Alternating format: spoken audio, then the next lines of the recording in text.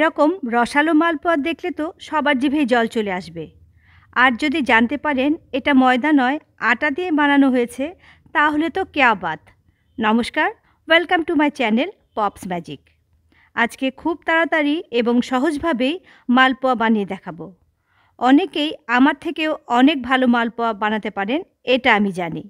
সামনে দোল আসছে, তাই দোলের দিন তাড়াতাড়ি এই প্রসেসে মালপোয়া বানিয়ে ঠাকুরকে ভোগ নিবেদন করে রঙের খেলায় নিজেকে রাঙিয়ে নিতে পারবেন।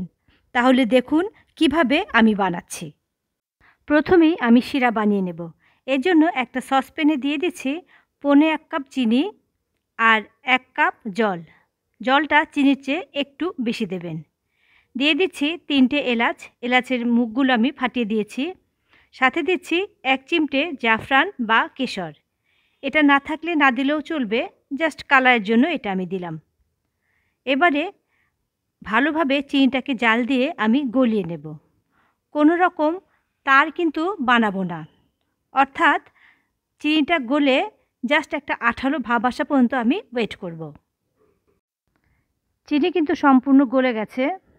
এবারে হাই ফ্লেম রেখেই আরও 7-8 মিনিট এই শিরাটা আমি জাল দিয়ে নেব, এতে করে শিরাটা একটু ঘন হবে। আরও 8-10 মিনিট এভাবে জাল দেওয়ার পর শিরাটা কিন্তু এখন আগের চেয়ে একটু ঘন হয়েছে। এভাবে হাতে নিলে বেশ একটা চিটচিটে আঠালো ভাব আসছে, তবে কোনো কিন্তু তারের সৃষ্টি হয়নি। এবারে গ্যাসের ফ্লেম অফ করে এটাকে আমি ঢেকে রাখবো যাতে গরম থাকে। এখন ব্যাটারটা বানিয়ে নেব। এর জন্য একটা মিক্সার জার নিয়ে তাতে দিয়ে দিলাম 1/2 কাপ সুজি। এটা সরু দানার সুজি, তাই আমি গ্রাইন্ড করছি না। যদি সুজির দানা একটু বড় হয় তাহলে এটাকে প্রথমে গ্রাইন্ড করে নেবেন। এবারে এর মধ্যে দিচ্ছি আমি আটা। যতটা সুজি নিয়েছি তার 3 গুণ আটা দেব, অর্থাৎ আমি এখানে 1/2 কাপ সুজি নিয়েছি, তাই 1/2 কাপ 1/2 কাপ 1/2 কাপ করে 3 বার আটা নিলাম। চাইলে আপনি পুরোটাই ময়দা দিয়েও করতে পারেন, আবার আটা ময়দা মিশিয়েও করতে পারেন। এবার টেস্ট বাড়ানোর জন্য এতে দিচ্ছি আমি 3 টেবিল চামচ গুঁড়ো দুধ। গুঁড়ো দুধ না থাকলে ফ্রেশ ক্রিম দেবেন, আর যদি কিছু না থাকে তাহলে কিছুই দেবার দরকার নেই। এবারে দিচ্ছি আমি এর মধ্যে 2 কাপ রুম টেম্পারেচারে থাকা দুধ। প্রথমে 1 কাপ দুধ দিলাম, আমি চামচ দিয়ে একটু মিশিয়ে দিচ্ছি যাতে ভালো মতো সব কিছু মিশে যায়। আরও 1 কাপ দুধ আমি এর মধ্যে দিয়ে দিলাম। আবারও একটু মিশিয়ে নিচ্ছি যাতে ব্লেন্ড করার সময় বাইরে ছিটে না চলে আসে। এবার এটাকে আমি ভালো করে ব্লেন্ড করে নিয়ে আসছি। ব্লেন্ড করার পর দেখুন মিশ্রণটা কিন্তু এখন এমন ঘন হয়ে গেছে। এখন দিচ্ছি আমি এর মধ্যে চিনি। আমি 1 কাপ চিনি দিচ্ছি, তবে চিনিটা আপনারা আপনাদের স্বাদ অনুযায়ী কম বেশি করতে পারেন। আবার যেহেতু আমি শিরার মধ্যে ভেজাবো, তাই এর চেয়ে বেশি চিনি আমি দিলাম না। আবারও এটাকে আমি গ্রাইন্ড করে নিচ্ছি। গ্রাইন্ড করার পর দেখুন মিক্সচারটা কিন্তু অনেকটাই পাতলা হয়ে গেছে। এবারে এটাকে একটা বড় বোলের মধ্যে ঢেলে আমি 10 মিনিটের জন্য ঢেকে রেখে দেব। অনেক সময় ধরে এটাকে ঢেকে রাখতে হবে না। এমনি সময় যখন আমরা মালপোয়া করি তখন চিনি, দুধ, সুজি এগুলোকে ভালো করে মিশিয়ে কম করে হলেও আধা ঘন্টা রেখে দিতে হয়। এক্ষেত্রে সেটার আর কোনো প্রয়োজন নেই। ফিরে এলাম 10 মিনিট পর। ব্যাটারটা কিন্তু এখন আগের চেয়ে একটু ঘন হয়েছে। যদি মনে করেন ব্যাটার বেশি পাতলা হয়ে গেছে তাহলে আর একটু আটা মিশিয়ে নেবেন, আর যদি দেখেন বেশি ঘন হয়েছে তাহলে আর একটু দুধ মিশিয়ে নেবেন। এবারে আমি এর মধ্যে মেশাচ্ছি 1/2 চা চামচ মৌরি। ভালো করে মিশিয়ে নেব। এই মৌরিটা দেবেন, এতে করে খেতে কিন্তু খুবই ভালো লাগবে। অনেকে চাইলে এর মধ্যে নুন দিতে পারেন, তবে যদি ঠাকুরকে ভোগ নিবেদন করেন সেক্ষেত্রে নুন দেবেন না। কনসিস্টেন্সিটা দেখুন, যদি এই মেজারমেন্টে করেন তাহলে ঠিক এরকম কনসিস্টেন্সি পাবেন আপনারা।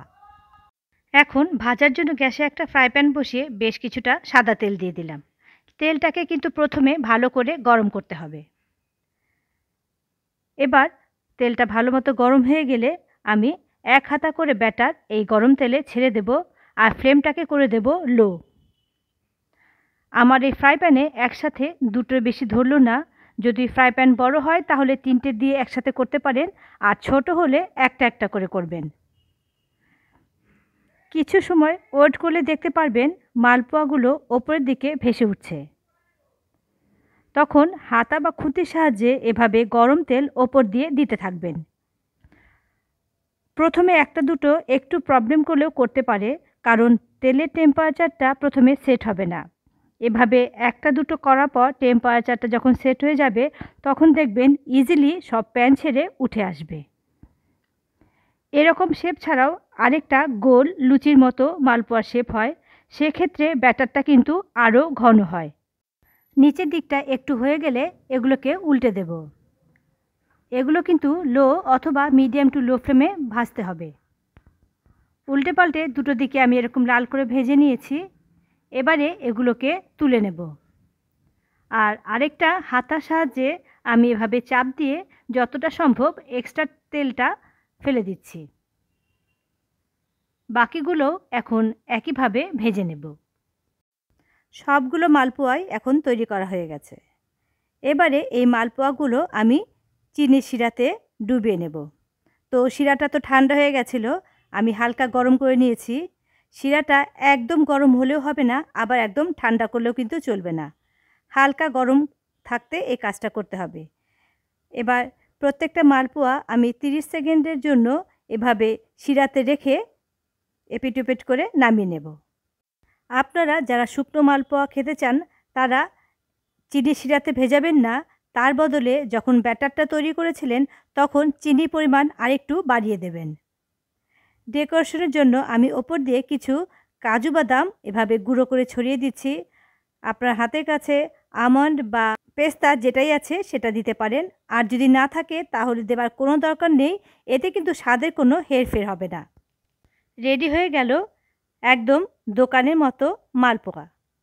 মিষ্টির দোকানে কিন্তু এরকম মালপোয়া কিনতে পাওয়া যায়। আর এটা বানানো কতটা সিম্পল সেটাও আপনারা দেখে নিলেন। রেসিপি ভালো লাগলে লাইক এবং কমেন্ট করবেন আর শেয়ার করবেন। বাড়িতেও আপনারা এভাবে তৈরি করবেন।